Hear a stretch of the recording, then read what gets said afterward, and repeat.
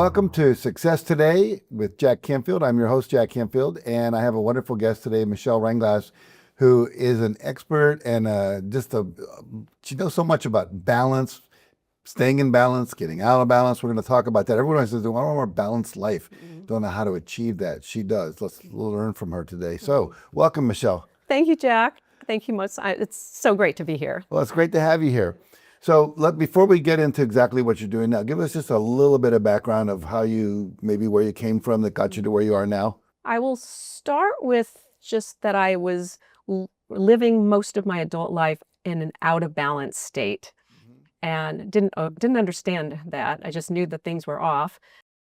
And it probably ties back to even when I was a kid. I was always a goal achiever. I just was into goals I was looking at careers when I'm 8 years old. Really? Yes, crazy stuff. And I don't know why. And I wanted to be this person. I'm going to do this when I grow up. I mean, every time I learned of a new career. So I was just always goal oriented and constantly chasing that.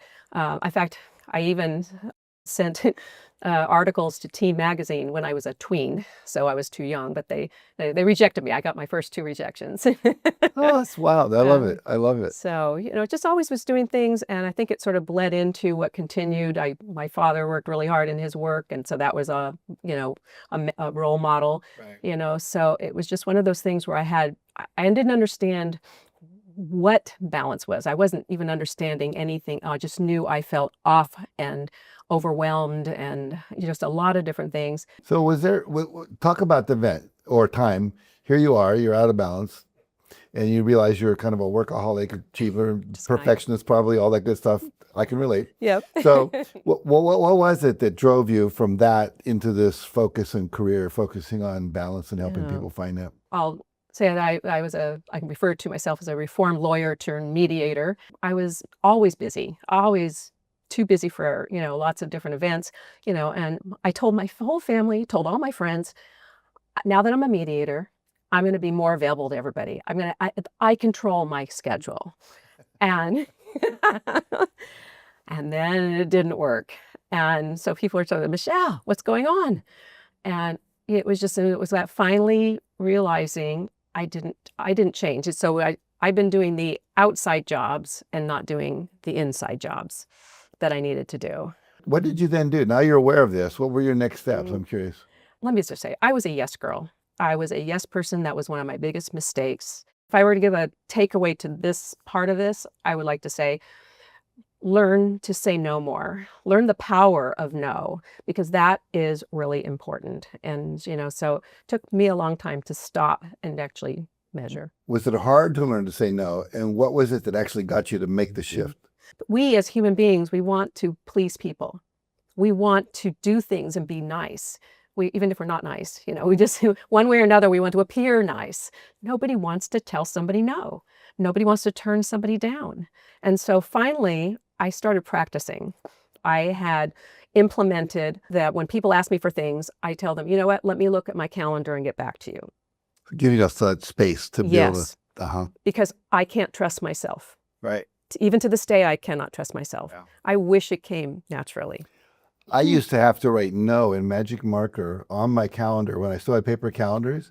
So when I'd look at the date, it would say no to remind me that was an option.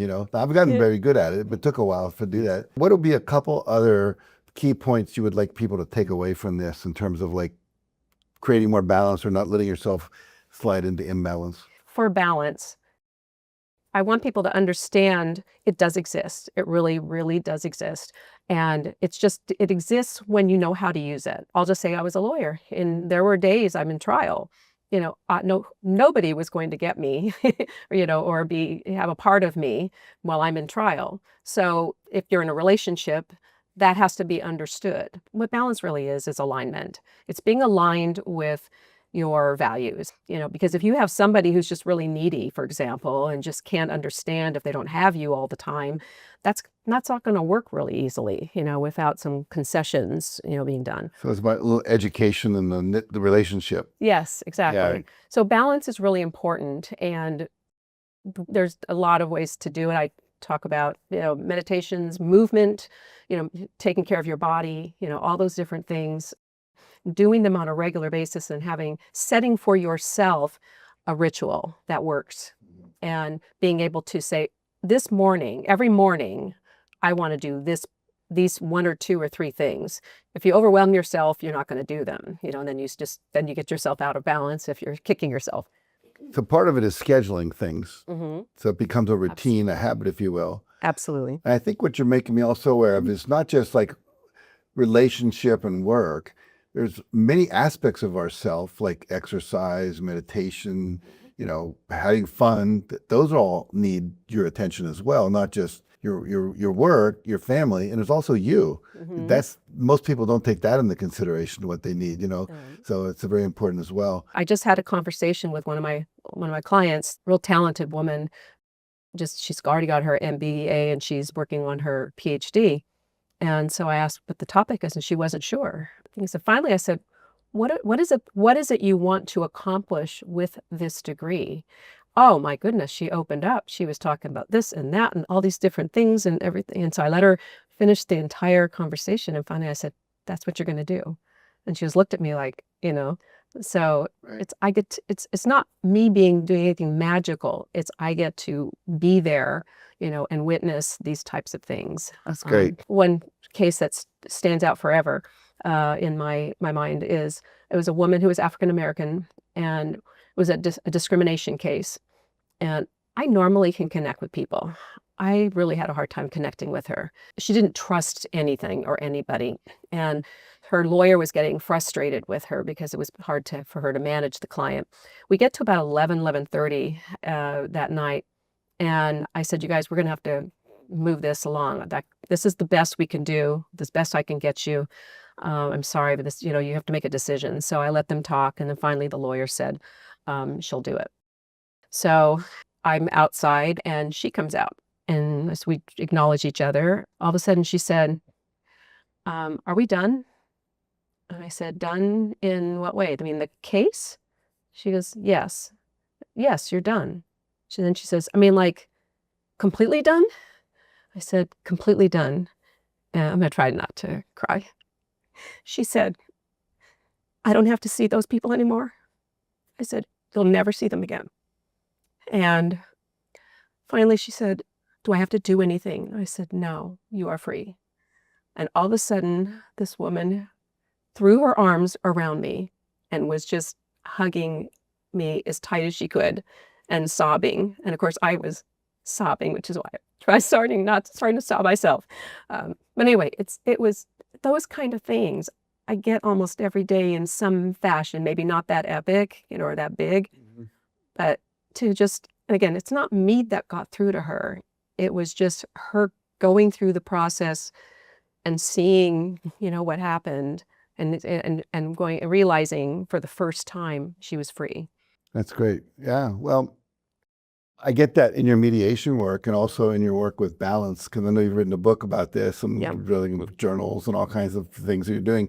But it all fits together. Literally what you're doing is I love it. So if people want to reach you, and I know you both are mediator, you're dealing with the balancing work, you've got the book you're doing, you've got other things you do. How do they find you? Best way is my website, and that's www.michellereinglass.com. And what people can do is they can get on my mailing list when each of these books is, well, the one that's ready to launch, we don't have a date yet, it's in a couple months. But, they got that information as well as when my book is finally finished. People need what you have to share, because we live in an out of balanced world. Everyone's like freaked out, overamped, overwhelmed, underhappy, all that good stuff. So you found some of that balance in your own life, and you found a way to share it with people in a way that they can actually integrate it. And as we said, schedule it, go through the resistance to it. You've been there, done that. You've climbed that mountain. You can show other people how to do it. So thank you very much for being you, the work you do, which I love your energy. I'm glad you shared that last story. We got to see your heart at a really beautiful Sorry level. about that. So thank you. Thank you very much for joining us today. No, thank you for having me on the show. You're welcome. You're wonderful. Well, thank you for tuning in today too, and make sure you visit her website. If you're like most people, you're not experiencing the balance, the joy and the happiness and the freedom you want, the peace, all of that good stuff. So here's a resource that can help you. Make sure you do that. See you next time.